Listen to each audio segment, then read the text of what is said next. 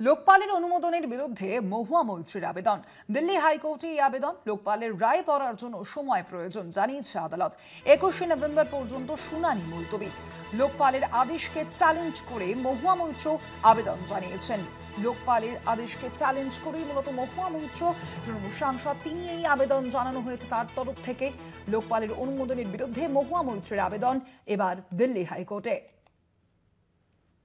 লোকপালের রায় পড়ার জন্য সময় প্রয়োজন বলে ইতিমধ্যেই জানানো হয়েছে আদালতের তরফ থেকে। সময় প্রয়োজন রয়েছে তার আবেদন পড়ার জন্য। 21শে নভেম্বর পর্যন্ত শুনানি মুলতবি করা হয়েছে। 21শে নভেম্বর পর্যন্ত এই শুনানি মুলতবি করা হয়েছে। লোকপালের আদেশকে চ্যালেঞ্জ করে এবার মহুয়া মৈত্র আবেদন জানিয়েছেন দিল্লি হাইকোর্টে। দিল্লি হাইকোর্টে এবং এবার আবেদন জানালেন তৃণমূল সাংসদ মহুয়া মৈত্র। লোকপালের অনুমোদনের বিরুদ্ধে মহুয়া মৈত্র এবার দিল্লি হাইকোর্টে এই আবেদন জানিয়েছেন।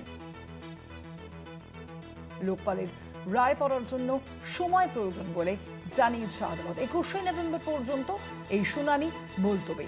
21শে নভেম্বর পর্যন্ত এই শুনানি মুলতবি রয়েছে। লোকপালের আদেশকে চ্যালেঞ্জ করে এবার মহুয়া মৈত্র আবেদন জানিয়েছেন।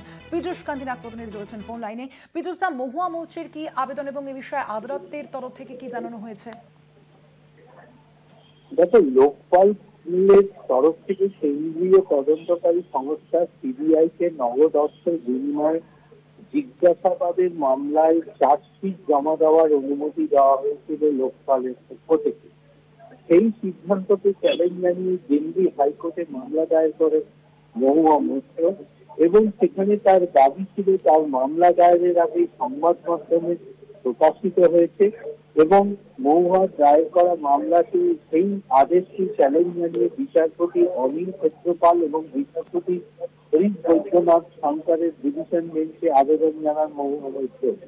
সেই আবেদনের শুনানি চলাকালীন আদালতের পর্যবেক্ষণ বিচারপতি হরিশ বৈদ্যনাথ সরকার বলেন যে ইতিমধ্যে এই বিষয়টি মিডিয়াতে অর্থাৎ সংবাদ মাধ্যমে প্রকাশিত হয়েছে।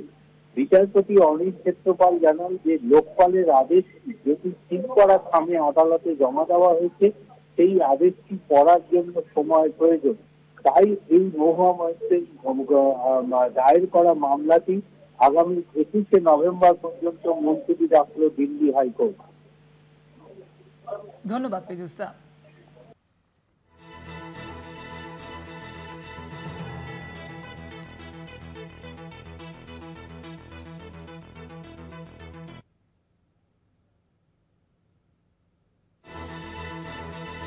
লোকপালের রায় পড়ার জন্য ইতিমধ্যে সময় প্রয়োজন বলে জানানো হয়েছে আদালতের তরফ থেকে। 21শে নভেম্বর পর্যন্ত শুনানি মুলতবি করা হয়েছে।